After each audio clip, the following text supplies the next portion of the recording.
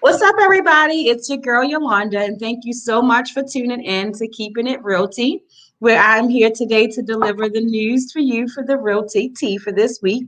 And also, I have special guests. My guest this week is Marcus Elgin, and he's from Mortgage Experts.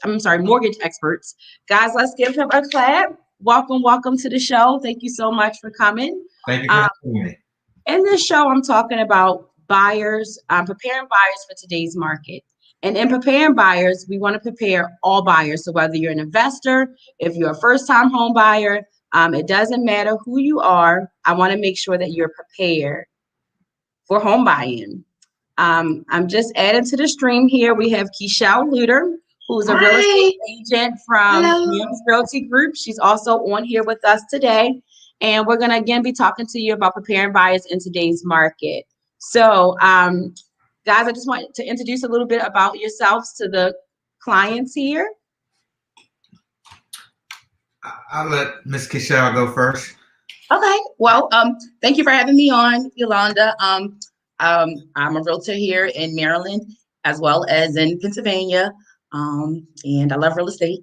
And I'm excited to be on and talk about some real estate tea. Okay. Mine. Awesome. Well, I'm going to sip to that. Hi, everyone. My name is Marcus Elligan. I'm the owner and co-founder of Mortgage Experts. I've been doing this about 20 years now, and glad to be here. Thank you for having me, and ready to give y'all some great information. Awesome. Thank you guys again. Guys, if you're tuning in, please like, share, or comment this podcast.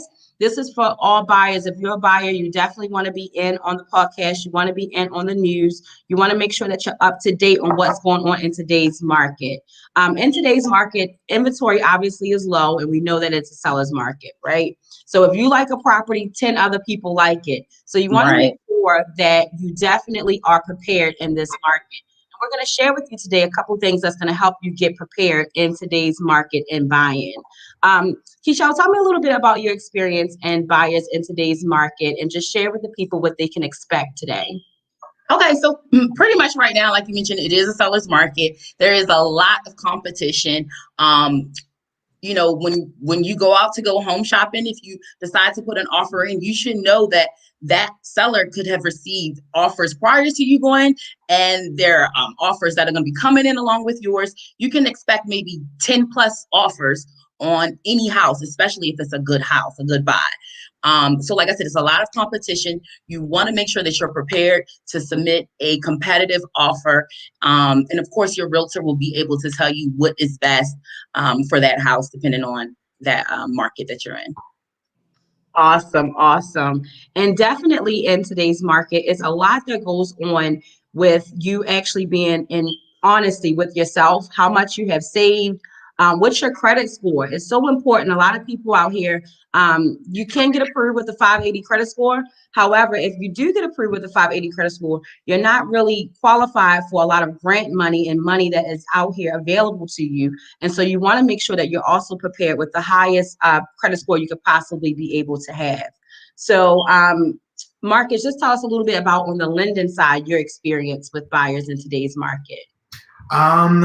It is a little crazy. Like the realtor said, most properties have multiple offers. So you want to make sure that your financing is in place, and you also want to make sure you have a reputable lender as well, because what I found is most deals are happening due to relationships right now rather than just a regular pre-approval letter. So I've been around for 20 years, so I pretty much know most of the realtors in the DMV area. But there's always new ones coming in, but most of the deals right now are being made through relationships. So you want to make sure you have a great realtor that knows a lot of other realtors, and you want to make sure you have a reputable lender that knows a lot of realtors as well, so that your offer actually stands out among the other 20 to 30 offers that property might have. So that's what I've noticed in this market, that relationships we're back to relationship real estate. Pretty much. I agree with that. I had a situation yesterday, actually, Marcus, where I called you. We have a client, mutual client that we shared together. And I thought it was important just to be on the same page with the lender and also the client. A lot of times clients, they are so excited about the home buying process. As a buyer, you get pre-approved or what you know is pre-approved. And it's still some additional things that you may need to do in order to be able to be clear to close. And a lot of times buyers are out and you're shopping and you're running with your realtor and you're looking at properties and you may not be ready right at the moment. It is so, so important. I cannot stress enough how important it is to save your own money. If you have any savings, if there's anything that you can cut out in your budget throughout the month so you can be able to save, if home buying is a goal for you, it's so important to do that. Because although there are grants out here, there are programs out here, when you're ready to buy, if the grant program ran out of funds, what are you going to do? So you want to make sure that you also have that to be able to back up in case you are not qualified for that grant and or if the grant money ran out. So many people in buying homes listen to other people who are not a real estate agent, who are not a mortgage lender. Your friend down the street just bought a house and everything worked out for her, so it got to work out for me because this is what I was told. And so you deal with clients that come to you and they think that they're knowledgeable, and when you listen to them in today's market, they're not knowledgeable. For me, I'm very competitive. So when I do put in my offers, I want to make sure that the lender is also touching bases with the listing agent. Sometimes that listing agent, it'll go a long way if you just make a phone call and have that lender say, hey, listen, I verified everything for this client. This client is now ready and they're, pre-qualified on my end, and they are very, have solid income, and I stand behind this client. That would also help in with the offers, because again, it's multiple offers, it's a bidding war. So how can you stand out from the rest? Also, sending a letter today when you're sending offers. If you send a love letter to that seller and give that to your agent, sometimes that love letter can include personal family photo and just some type of, hey, I toured your home today. The home is really beautiful. The neighborhood is good for me and my family. I have recently had an offer that was accepted just because that love letter was also included in that. So, again, buyers, we have talked about how it's a low inventory market, how it is a competitive market, and how you really need to make sure that you are prepared. Build relationships with your lenders, build relationships with your agent. When you're working with the agent, if they're not trying to get to know you as far as what you need, your circumstances, the neighborhood you're going into, if they're not prepared and knowledgeable in what it is that you need, you want to make sure that you're with a lender and agent who can do both of those things. I agree. Great point. Great point. I'm actually working on a contract now. My buyer wrote a love letter to the seller, and they hit it off. They actually ended up going to the same school, so that was perfect. So yeah, we won the contract, and she's going to be closing in the next 2 weeks. So yeah, that's a great point, Yolanda. The letter helps. Like, we're going back to when I first got in the business 20 years ago. That's how it was. We wrote letters. It was a seller's market then as well. So you definitely want to do whatever you can to stand out and make your offer or your contract look better than everybody else's. And a love letter, I help a lot of veterans as well. And it's very important to put, hey, I'm a veteran. I fought for my country. I service my country. We want this house, so it's very important. Great point, Yolanda. The letter is very important. It goes a long way. Awesome. How do you feel, Keichel? Is it anything special that you're doing for your clients in today's market to help strengthen their offer or to help prepare them? Well, honestly, just being transparent about the state of the market, letting them know that it is truly a lot of competition. And one thing I learned, like, you got to be clear about what the expectation could be right now. There are a lot of other people that want the house that you want. And so there has been a lot of disappointment. And so I've been trying to really prepare my clients to know that, hey, even though we may not, get our offer accepted on this house, there are more houses hitting the market every day. Just kind of keep them encouraged and keep them in the mindset, like, it's still opportunity out here. So let's just keep going until we get your house. So Yeah, that's pretty much where I'm at right now. Oh, The letter, no, I I haven't love had it. any success with the letter just yet.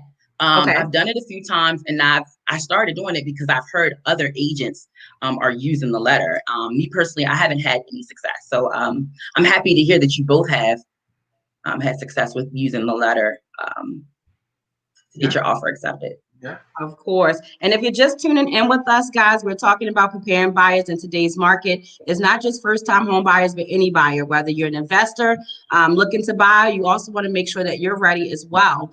So just to recap, we're talking about making sure you have savings, adding special things into your offer, like a love letter. Sometimes you got to give something to get something. So a lot of times when you are putting out these offers, if you do have the funds, you could be able to pay closing costs. You could be able to cover recordation and taxes, so that way it can help the seller. As a first-time home buyer, I use this addendum many, many times. It has not been working now in today's market, but before the pandemic, or right coming into the pandemic, I was able to have my first-time home buyers sign a first-time home buyer's addendum. And what that addendum did is it would make sure that the seller will cover all recordation and taxes fees, because they have the right to that, being by they are a first-time home buyer. So if you did not know that, that is an option that you do have. However, in today's market, it has not been as successful, but I have been saving clients like $2,500 to $3,000 just on those recordation and taxes fees alone. So, we're just thinking about different things that can help and prepare you in the market. So one, you want to be realistic with yourself. You want to make sure that you have savings, and you also want to make sure that you have great credit.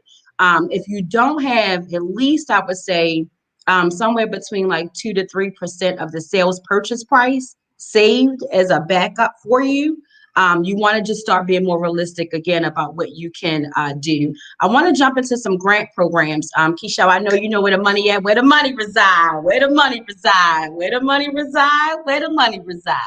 Please tell us where you help your clients get their funding in Baltimore. Well, Baltimore, Maryland, honestly, it's money everywhere right now, just all over. There's money, and there's grant money there. There's grant money for Baltimore City, Baltimore County, Hartford County has programs. Most of the counties have programs, but there's also I think there's the CDBG, the Community Development Block Grant, that's available. I have a client that's actually she's in line to receive that when she purchases her home. So she did her home buyer education and everything. Now, something has changed over the last like 60 days, and I have been sharing this program with a lot of my clients.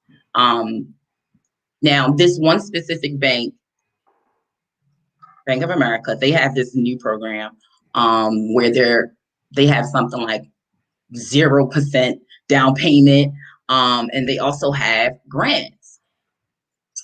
So they have 2 grants, and I'm speaking slowly because I want to make sure I'm saying it correctly, right? So they have 2 grants available. One of them is for $7,500, and then they have another one for up to $10,000. Okay. So they're giving you up to $17,000, Bank of America. Okay. Now, why are they giving this money out? Well, Bank of America, I believe, did some predatory lending in the past, and now they want to give back to the community with this affordable home program that they have. I think it's called the America Choice, America Home Grant. I have to confirm the name for you, but great program. So those grant programs are there. Bank of America will also allow you to stack other grants on top of it. So, for example, if you get approved with Bank of America, and let's say that you are eligible to receive the $7,500 grant from Bank of America, you can also go to the city or the county and complete their requirements so that you may be eligible to receive some of their grant opportunities. You can stack the grant so that you get into your home. Buying a home, you don't have to go broke to buy a home. That's what it really comes down to. This money is here, right? And the people that are looking for it, they're the ones who need it. The people that don't need it, they're not even looking for it realistically, okay? That's how I look at it. And so it's there. It's not going to always be there. It could run out soon. And I actually, when I purchased my home, I was able to take advantage of the Wells Fargo grant, the $15,000. it made home ownership really easy for me to get into my home. And I was able to still have money when I moved into my home to do other things. So we don't have to drain our savings account necessarily. You don't have to drain your 401k. $2,000 here, $3,000 there can really make a huge difference for a lot of people. So those resources are there.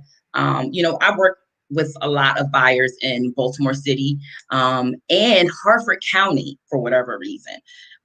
So yeah, this program has been something that I've recently been sharing for clients that have expressed a lot of interest in grant programs. Awesome. I learned about one yesterday. I actually have a client who was doing some research in Baltimore community, and he is a part of the community for urban families. And because he graduated from a program there, he was $10,000 short. Well, he's probably like $8,000 short of cash to close. And so he reached out to someone and was able to get funding for his deal. So they just yesterday gave him a grant of $10,000. Wow. It's something that they are working on to continue to do. But what that community do is they really prepare people for the work industry. They prepare you with resumes and teach you how to, do some things. And if you are a part of their community and you do graduate from their program, they came out and I talked to them 2 days with him yesterday, and they found that money to go ahead and fund him. And so the look on his face yesterday was so priceless once he knew that he was getting that additional funding. Again, people are so excited about the whole home process, but then when you're under contract and the numbers get real and you see what that cash to close is when them eyes are like, okay, I don't have enough cash to close. There's something else that I need to do. And for me, I think it's so important to prepare buyers. I mean, we see it all day long, guys. If we're in the industry every day, we see buyers not prepared. And so again, I wanted to do this show so I can make sure that you are prepared. Marcus, I want to ask you a little bit about the credit score requirements for the grant programs that you're aware of, because I think a lot of people, as soon as they're able to get approved, they have between a 580, 600, 605, 610, they ready to go and they want all the grants. I just want to share light and be realistic on what are the requirements for certain grant programs that you're aware of. Great question. So we have many grant programs as well. Our better grant programs require a higher credit score. So we want you to have at least a 640 to get access to all of the grant programs. However, we do have grant programs that go down to at least 620 as well. I encourage my clients to have at least a 620 if you need money. If you have your own money, we could go down as low as 580. However, I don't recommend that. I don't advertise that because your interest rate, the lower your credit score, the higher your interest rate. The higher your credit score, the better the interest rate. We recommend that you have at least a 600 to get started. But if you're looking for a grant program, like for instance, we have a 5% grant program. They'll give you up to 5% towards the purchase of your home, but you have to have a 640 credit score. We have other programs. We have 3% grants, 2% grants. We have a 1% down program. We even have 100% financing as well to compete with the Bank of America program. And I wanted to mention, it's very important when you're shopping to check not every lender, but you want to talk to at least 2 to 3 lenders because every lender is not built the same. One lender might have a grant program that will give you 5%. Another lender might have a program where they don't have any programs. Or another lender might have, so every lender has different grants and programs that they can offer you. So it's very important that you shop around and that you're comfortable with your lender to make sure that you are choosing the correct lender. But yeah, 640 is, the minimum to get access to most programs in the area. But again, we do have a program that will get you some money if you have a 620 as well. And just to ask, when it comes to choosing your lender and shopping around, a lot of clients get really, really nervous about doing that because they think their credit is going to get pulled from all different ways and it's going to drop the score down. Can you tell everyone that is watching and for anyone that is interested in buying at this time, how many days do they have that they can shop around for a lender before it affects their credit? Typically, it's 30 to 60 days. And we're a mortgage broker, so we actually have access to over 300 lenders, such as like Loan Depot, Quicken Loans, just to name a few. So when you come through Mortgage Experts, we're actually going to shop around for you to make sure we're getting you the best rate and the best loan program when purchasing your home. Now, it kind of prevents you from having to go to Bank of America and then SunTrust and then Quicken Loans. All three, we actually have relationships with over 300 lenders so that you don't have to physically shop around. But I still encourage my clients to do so because it's very rare. But out of our 300 lenders, like for instance, we don't have Bank of America. So Bank of America would be another one that you might want to check with. And a lot of clients also go to Navy Fed as well. So we're about just giving the best advice so that our clients can get the best service and the best interest rates and the best programs when purchasing their home. Whether you use us or not, we want you to basically have the best, make the best decision and have all of the information in front of you so that you can make the best decision. So yeah, that's, but typically, if you shop around within 30 days, you're still going to have hard hits to your credit, but typically the credit bureaus are going to keep in mind that you're not going from a mortgage company, you're not shopping for a mortgage and then going to the car dealership. Like you have to stay in the same industry. And as long as you do that, it's not going to hurt your credit as much as if you went to a mortgage company to apply for a house and then you went to the furniture store to apply for furniture and then you went to the car dealership to buy a car. Like as long as you stay in the same industry, typically the inquiries are not going to hurt you. And you want to keep it within 2 to 3, no more than 5. And that's why I encourage my clients, you definitely want to talk to at least 2 to 3 lenders just to make sure you have all your options open in front of you. Got it. And I love that too. Shopping for a lender is so important. And you want to make sure that you're shopping for someone that is knowledgeable. They know about grants. I've been so kind of disgusted a little bit with some lenders recently because when I get clients come to me and I'm like, well, what grants are you eligible for? Are you eligible for grants? What can you, do or get? And they're like, oh, they told me I have to go look for the grants and then get back with them. And I'm like, sip my tea on that one. Yeah, I didn't appreciate that my client was, at the time in the dark about what was available to them and what was not. I think it's so important as a lender to let them know. And if not, maybe if it's someone that's learning, because I'm all about learning it and everybody getting out in the industry, maybe connect with that realtor so that way you can be able to really make sure that they have everything that they need to go out here and be successful. And my job is to make sure that clients can be able to afford a home and to get into it with little to no money down. And, again, if you can save your money, great, so you can have it just in case these grants don't go through. But if you don't need it, then you need to make sure that you have that cushion saved on the side. Again, I keep stressing and I keep saying it because that is important in the market right now. Back when, sellers used to provide that seller's credit, you get the seller's help. If you got 10 offers and you're asking for seller's help and these other offers are not, then more than likely your offer is not going to get looked upon. It's not going to be accepted because you're looking to get seller's help. So do not go into a deal where you need seller's help right now. It's just not the smartest thing to do in the market. I had a client that needed seller's help and they absolutely needed it.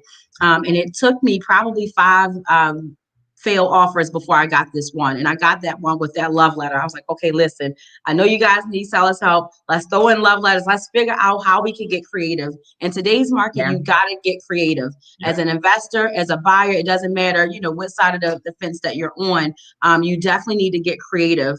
According to ABC News, it was a lot of homeowners that was throwing in tickets to their season, seats at the football game. They were trying to add in, additional things that they could do to strengthen their offer. So it's so important to be prepared, guys. I cannot stress it enough how important it is in this industry to make sure that you're prepared. Again, that's with your credit score. That's with choosing your lender.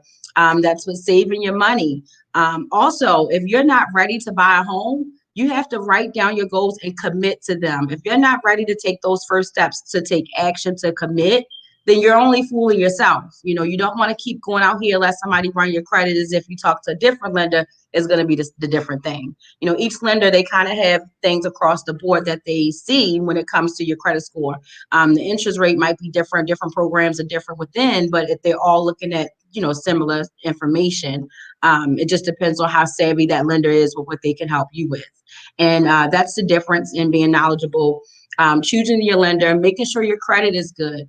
They also have what's called credit rapid rescore, where if you have something on your credit and you're working with the lender and you're talking to your agent and you know that you're ready, it's things that you can do to get off of your credit and then be able to make sure that the person that you need to get the credit off of, your debtor, that you're actually getting a letter from them stating that the debt has been settled. So that way you can give that into your lender, and your lender can then go ahead and do a rapid rescore, which is submitting your scores back into Equifax and Experian and TransUnion before that 30-day hit. So that way that can help up your scores. And then that way you can continue to get approved and qualify for the things that you need to move forward. That's Yes. That's a great point, Yolanda. However, I would recommend that if you do have blemishes on your credit report, that you do speak with a lender, because some things you can do on your credit will raise your score, and some things you can do will actually lower your score. So it's very important that you talk to a lender that knows about credit, so that they can give you the best advice. I recently had a client come to me, and they did so much. They went to, I'm not going to disclose the name of the credit repair company, but they went to a credit repair company and their score lowered because basically they told them to pay this off. They told them to close this. They told them to do that. And it dropped their score. So it's very important that you talk to somebody that's not only knowledgeable about financing and grant money and so forth, but you want to make sure they're knowledgeable about credit, because there's some things you can do to raise your score, and there's some things you can do to lower your score as well. And you think you're doing good. I just paid off that account to zero balance. Your score drops. You know, I just closed that account, your score drops. Very true. I get clients call me all the time about that, by the way. They're like, you know, I paid everything off, and this is, you know, and I definitely recommend certainly talk to your lender. Because if you, like I had a client, you pay a car off, that's going to drop your score down. If it's already in a closed account, you pay that whole, you know, thing off, it's going to take it down, not up. So definitely talk to your lender, and also make sure that you're not only talking to them, but that you're taking action. Take action. It's so important out here when you have people that have your best interest, that's telling you what to do, but we can't have you go do it. You got to take the action for yourself to get it done, especially if you have a goal of becoming a homeowner, or if you're in an investment business. Again, I keep saying for investors, because the same applies. You got to still have great credit score to even be an investor if you want to borrow money. And now working with these hard money lenders, there's a lot of points and things like that that are also in addition to being charged. In addition to that 20% down payment that you have to put down as an investor. So again, you want to make sure that your credit score is good. You want to make sure that you're building that up. Keichel, do you have any thoughts or insight about choosing your lender? No, you guys nailed it. You want to do some shopping. Shopping could just be you calling the bank and speaking with the mortgage lender, mortgage department, and saying, hey, could you tell me about your home loans, your home loan products? Could you send me some information about your home loan products? And then maybe review some of the things, some of the products or grant programs or offers that they have going on. Because Bank of America is the one that I'm referring my business to, but there are a lot of other banks and a lot of other banks that are currently offering grants. Do some thorough shopping. It could be a couple of phone calls you make, maybe go on their website, request some information. Like you said, take action. People forget a lot of things, but they never forget how you made them feel. So it's always important, that first contact, to make sure that you are really making that client feel like they are important to you. I have a lender that I'm not going to disclose, but I really don't like to work with as much, because she'll constantly remind you of how busy she is, how many clients she have, how many is in front of you.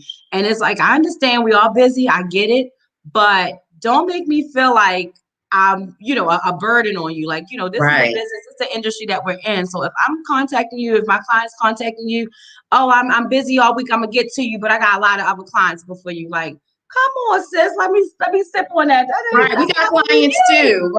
Right. We have a lot of clients, a lot of people that we manage and deal with on Make a me daily feel basis. important when I call, Yeah. Yeah. So We I understand. don't particularly care for that. And I think that, things like that, every client that I have had dealing with this particular lender has said the same thing. But the lender is knowledgeable. And then the lender is real big in Baltimore. Everybody knows this lender, like seriously, real big in Baltimore. But the work ethic is not there. And it's almost that mentality as if, you costing people to miss out on grants or miss out on things because you're not getting back with them in a timely manner and you're making them feel like they're in line. Yeah. So this is something I tell my clients recently, like, look, at the end of the day, you're hiring me. You're hiring these lenders. You're hiring a title company. You pay them, and it's not cheap. You're paying them a lot of money in your closing costs. Those closing costs are not cheap. Yeah. So it's up to you to decide if it's worth your money. If you're not getting your money's worth, you go get another realtor. You go get another lender. You go get another title company. And I say that even about myself. So if I'm not meeting your need, you go get another realtor because it's expensive. They pay us a lot of money to do this work, and I take it seriously. I value their money. I value their time, and I expect the lenders to do the same thing. I agree. Exactly. And it's not about that right now deal. I was telling you this, Marcus. We were talking about this yesterday. We both feel the same, but it's not about that right now deal, but it's about that referral, doing and taking care of that client so that you can build that relationship so that you could be able to take care of other people in their family. They can refer you to other people.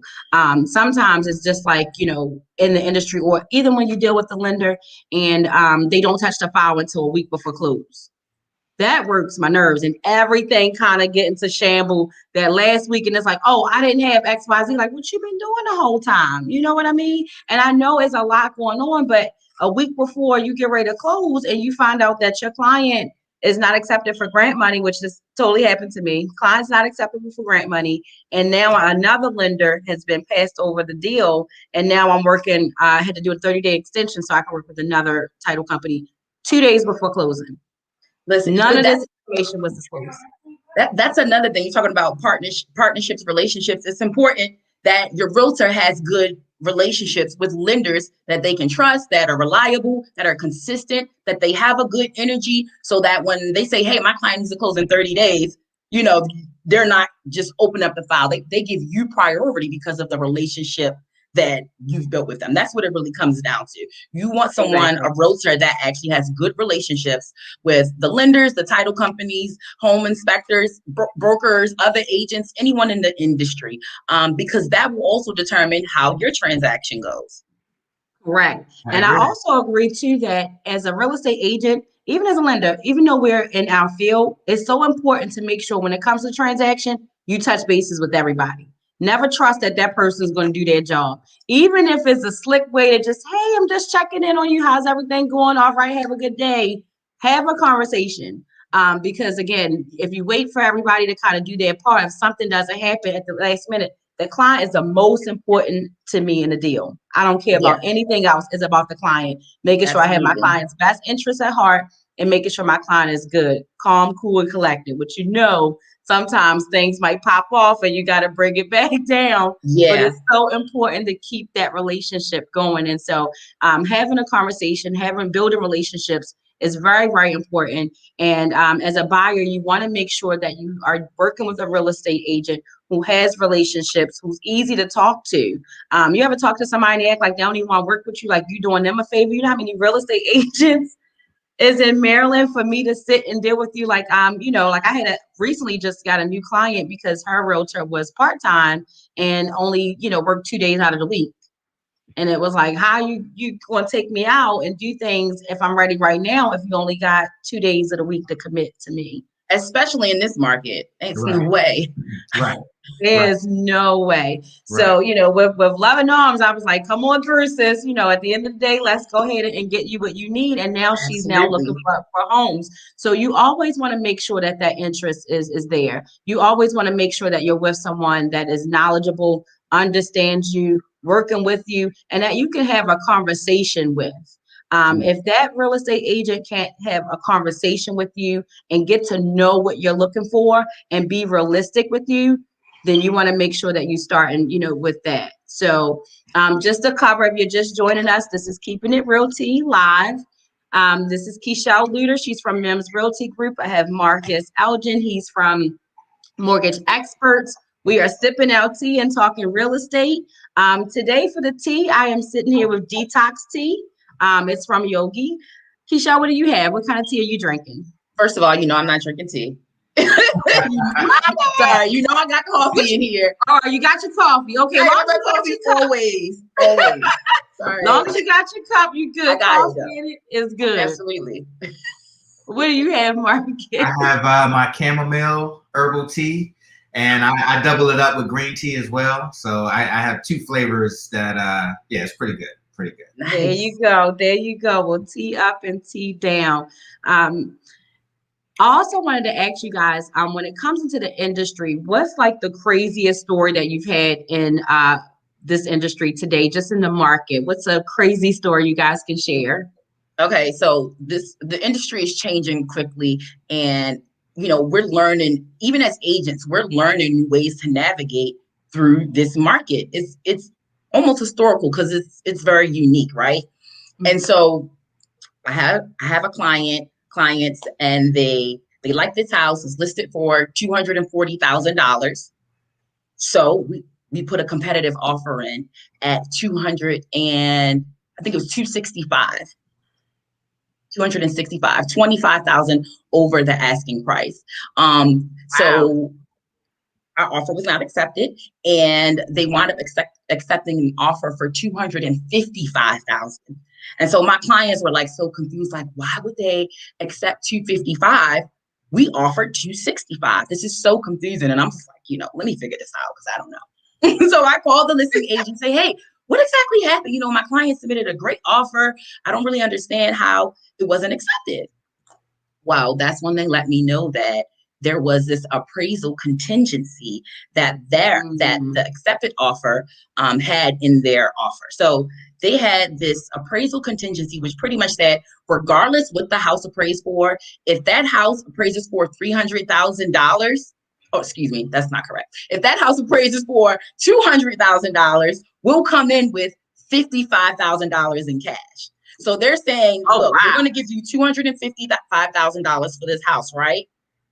And regardless if it appraises for $200,000 or not, we're going to bring the difference in cash. It doesn't matter, because a lot of times, typically, and you can correct me if I'm wrong, but typically when the house doesn't make value, the seller is asked to lower the price so that the loan can actually be funded. And you can explain the loan funding part and the percentages and everything for me in a second. But so yeah, typically that's what happens. Well, in this market, that's not the case necessarily. People are trying to work around that. And they're like, look, we're going to bring that cash so we can get this house. And yeah. That's a really good point about the appraisal contingency, because I had a deal, same situation. But in those situations, it's a give or take, and I really don't honestly recommend my client to do that. Obviously, they make the decision that they make, but I also advise them. I say, if you do something like that where you're paying out more than what the house is even appraising, you're going into a situation where you could have no equity. Upside down. And that's crazy to make an investment when you're going into it upside down. That's another creative way that the industry has put on these offers, which is making it even more competitive. As a seller, it's a great market right now. You're getting 20, 30, 40,000 above asking price, and it's crazy, and it's knocking out offers left and right. So I'm glad she brought that up. It's so important. Welcome back.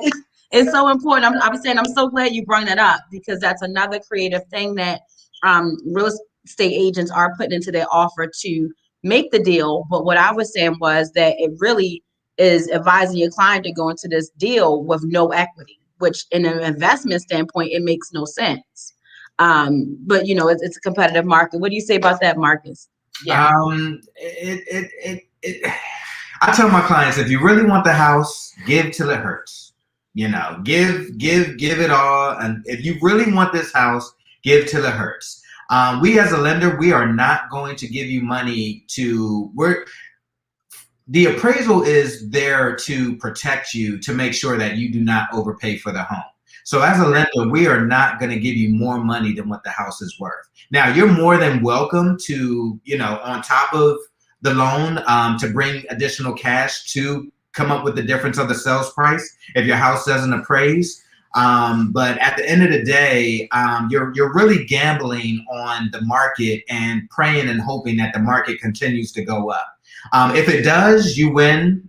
If it doesn't, or if it plateaus, then you could be upside down, and so forth. So I tell my clients, give till it hurts. You know, if it hurts, don't do it. You know, but if you really, really, really, really, really want that house, you have to, you know, sometimes you have to do what you have to do, unfortunately, especially in this market. This market is, I've been in this business for almost 20 years, and I have not seen the market like this. Even back in 2007, 2008, it was not like this. So it's very unique. This market is very unique. So you do have to pay a little bit more. You do have to go above and beyond to get the house that you want. So yeah, I don't recommend it either. However, if that's what you want to do, then, you know, we at the end of the day, we give you the best advice so that you can make the best decision. And at the end of the day, if you decide that you still want the house after getting the advice from your professional experts, then, you know, that's your choice. But I have had several clients in that situation go above and beyond and spend a little bit more than what the house appraised for to get the house that they want. Me and my wife actually did it. We didn't buy a house in this market, but we bought a house about 4 years ago, and the house didn't appraise. The seller said we weren't budgeting on our price. So me and my wife, but me and my wife was a unique situation. We actually spent about maybe 6 months trying to find a house of our dreams, and the house that was it. And when we finally found this one, we were like, we can't let this go. I don't care. You know, so yeah. I understand the emotional attachment that you can get with a house. But so long story short, the appraisal came in low. The seller wouldn't budge, and we ended up paying the contract price for the home, even though the house, appraised for less than what we written for. So I've done it myself. However, I don't recommend it. But, you know, sometimes your emotions take a hold of you. And I'm very glad that we made the decision. I mean, today, we have over 150,000 in equity, so we did make a great decision. But yeah, so I tell my clients, give till it hurts. I did it, and that's why I keep going back to save, because you never know. And a lot of times when you're under contract, these things don't unravel until you're going through. Like, you don't have that appraisal up front to let you know what you're getting into. And so it's so important to save, because you just never know of the unknowns. And that's something that comes up after the lender, of course, does the appraisal, and then they go back and say, hey, this only appraised for this much. We're only loaning you this much. At that time, you do have the right to negotiate between the seller, but the seller also has the right to tell you no. So nothing is set in stone until all parties negotiate. So again, you want to save, you want to be prepared, you want to make sure your credit score is good. You're choosing the best lender. You shop around actually for the best lender, and you also choose for the best real estate agent. As an agent, I sit down and I meet with clients. I'm not pushy on clients at all. I do a virtual interaction with clients just so they can feel that mood and see if it's a good fit for us to work together. I think it's important not to shove an agency agreement to someone and do all this and hurry up and get them along the process so quick, because you want to build that relationship. It's the most important thing that you can do. So if you're working with an agent who's built a relationship with you, who's knowledgeable, who's familiar in the areas that you're looking into, because that's also important. If you have an agent that's from DC, but they're licensed in Maryland, and they're coming down to tell you about Baltimore without never living in Baltimore, knowing anything about Baltimore, you want to make sure that you're with someone who knows where they can help you. And also, especially in Baltimore, where the money resides. You come in Baltimore, Baltimore has a lot of programs that your typical counties don't have. They're offering a lot of money because they're trying to get people to buy back into and rebuild Baltimore. So it's a lot of great things that's going on in Baltimore. I love my city. And it's a lot of money that is in the city, depending on what block you live in, what area you live in.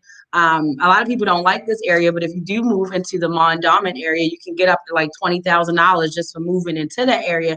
And it has nothing to do with, MMP or different programs, other programs that's out here. It's just the fact that you're moving in this area that you'll get that money towards closing costs. So it's so important. You can go on livebaltimore.com. If you work for Johns Hopkins, they're giving, I think, up to 20,000, maybe 10 to 20,000 down for the Live Near Your Work program. So if you're, work with Hopkins, you can get money. Make sure you go on Live Baltimore if you're interested in moving into Baltimore, because it will definitely give you a lot of great resources into areas that will pay for you to go into those areas. Some other counties, they have programs, but even with programs, guys, programs are just that they are there to help you. It's free money, but it's not guaranteed money. So always make sure that you still save as much as you can. You might can't get that Netflix account. You probably can't go to the club this week. You might can't go to the, have wine, sip, and see with your girlfriends. If it's something that you need to do, you definitely want to make that sacrifice so that you can be able to appreciate it later on when it comes to your investment. If it's anything in life that's worth doing, you definitely have to sacrifice for it. It's not going to be easy. Even going through contracts, I have some clients like, all right, we ain't getting to closing. It's not going to be easy. The bank's going to ask you for bank statement after bank statement. They're going to want updated stuff. You're going to feel like, I just gave this to them. You have to still follow through the process. Another thing, do not quit your job. Don't change jobs. If you definitely want to be on the road to home buying, you want to make sure that your track record is consistent. You want to make sure that you have your last 2 years of your pay stubs. You want to make sure that you have your last 2 months of your bank statements. And you want to make sure that you also have your pay stubs. So that way, when you are ready and you have your credit set intact, you want to make sure that you reach up to, again, 640 or better. If you can get a 620, great. If you can get a 580, great. But understand that the interest rates for you are going to be low. So if you have some time to plan, I don't know about you, but I would plan for the top. I wouldn't plan to start at the bottom. And it also depends on where people are. I understand somebody might be in a situation where they're ready to move like yesterday because they live at home with their mom and everybody in one room and you just want to move. I get it too. But if you do have that option, if you're planning from a year from now, if you're planning from 2 years from now, you want to make sure that you set those goals in place. Talk to a lender. I even recommend talking to a real estate agent. Yes, you're not looking right now, but hey, I would love to have a consult so I can just get some things in order so I can understand. Some real estate agents do not take their time to talk with people if you're not pre-approved, and I get it.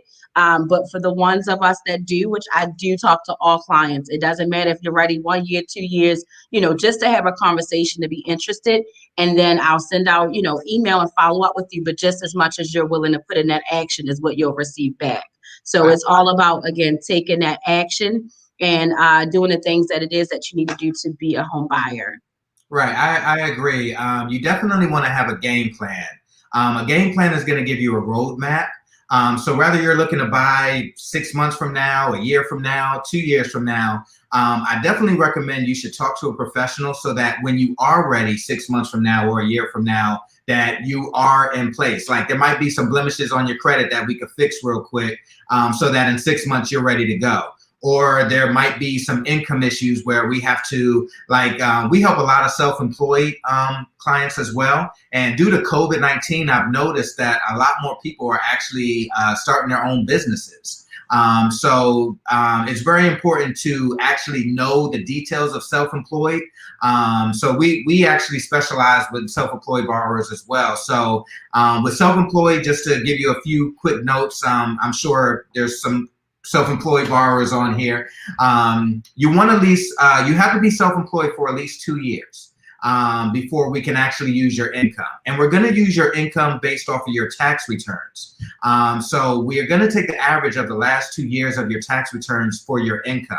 Now, we do have bank statement programs. We do have limited income doc programs as well. But with those programs, you're going to pay a higher down payment. So if you want to stick to the minimum down payment, which is typically 3 or 3.5%, then you definitely want to report your correct income on your tax returns. That is a big deal. And you might owe some money to the IRS. But at the end of the day, you're going to get the house that you want. And, so it's all about setting a game plan, whether you're self-employed or not, so that when you are ready, you will be ready to go. Rather than, we have to wait another 6 months for this, or we have to wait a year for this to come off, and so forth. So even if you're looking now or later, you definitely want to, get a game plan together and get a roadmap. When you get in your car, if you have navigation or Waze, I use Waze all the time. I love it. Me too. Right. But if you don't know where you're going, or if you don't have a roadmap to tell you step by step, okay, make a right on this road or take this highway or what have you, you won't get to your destination on time. And that's very important in purchasing a home, to actually have a game plan, have a roadmap, so that you can, even with your goals, you definitely want to do that as well. But you definitely want to have a roadmap or a game plan so that you can actually go into this, educated and knowing a realistic way of how to buy a house. So that's a great point. I agree. I also want to say too, I'm sorry, not to cut you off, but some people come to you and they have a job, and their job might be that they do hair, so they might not have their LLC correct. They might not even have it registered. And I want to talk to those clients. If you have a business, if you make things on the side, if you do hair on the side, whatever it is that is your side hustle, make sure that you take the proper action to get it legal. Get your LLC, get a bank account, and have your money put into that bank account. It's so important to make sure that you're going into this with a clean slate and it's no in-betweens.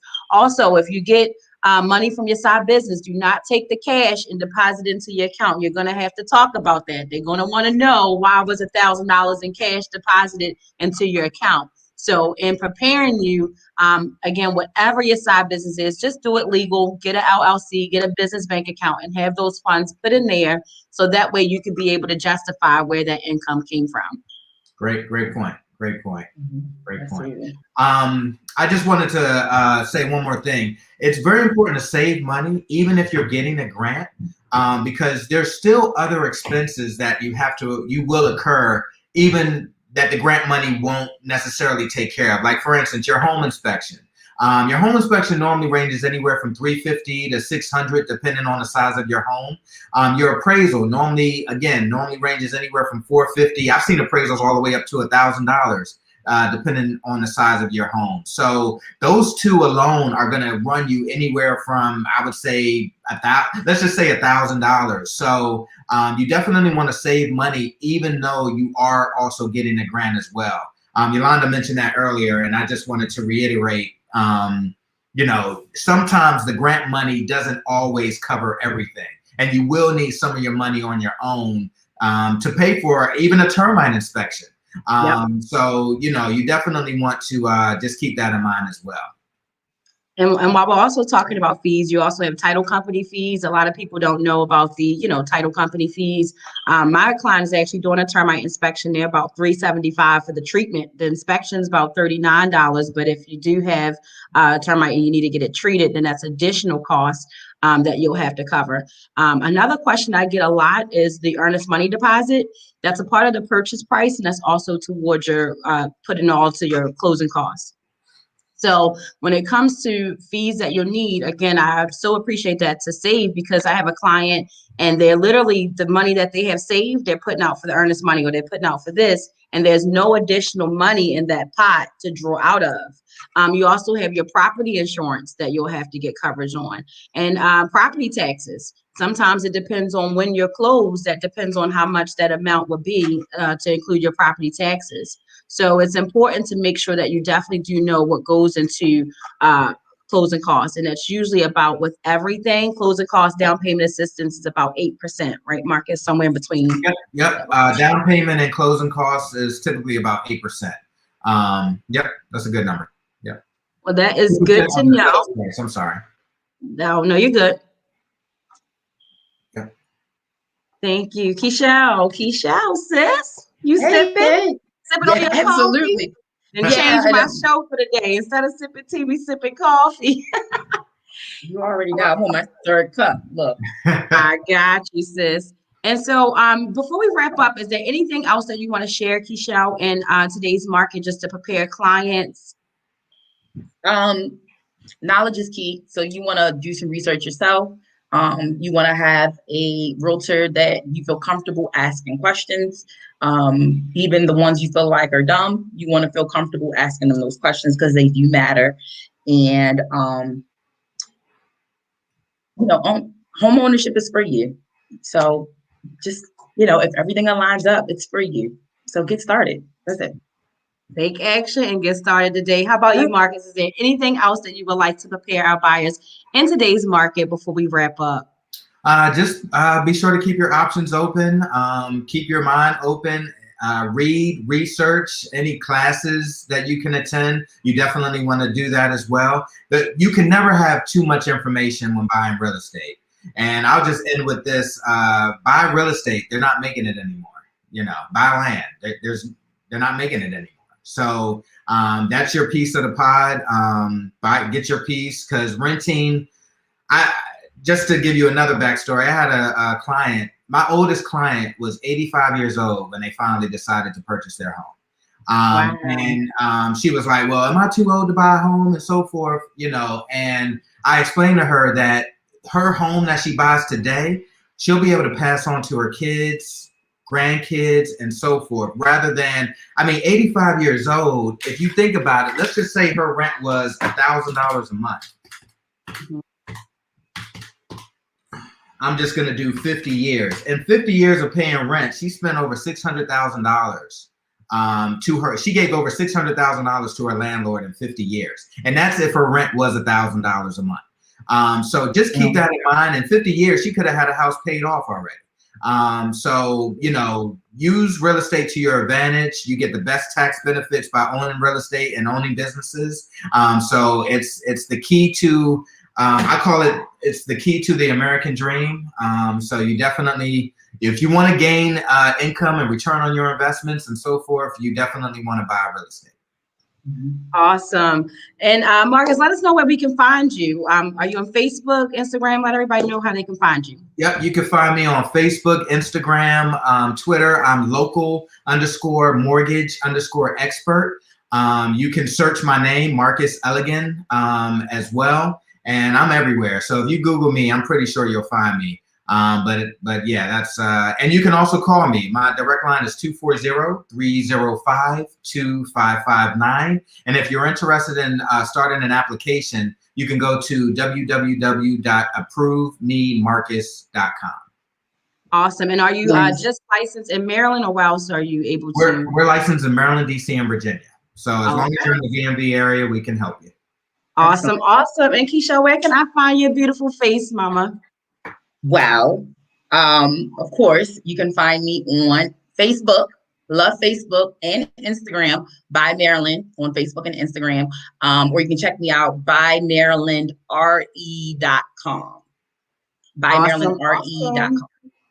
Awesome. Awesome. Thank you guys so much. To everybody that is watching, thank you so much for tuning in. I hope you learned some nuggets. Please like, share, and comment. And if you learned anything today, please drop a nugget. Please share. Let me know. I would love your feedback to see how that you enjoyed the show and what is it that you're looking for that we could talk about on the show to make it better for you. Thank you so much. And thank you for tuning in to Keeping It Realty. Have a good day. Everybody. Thank you for having me. Bye.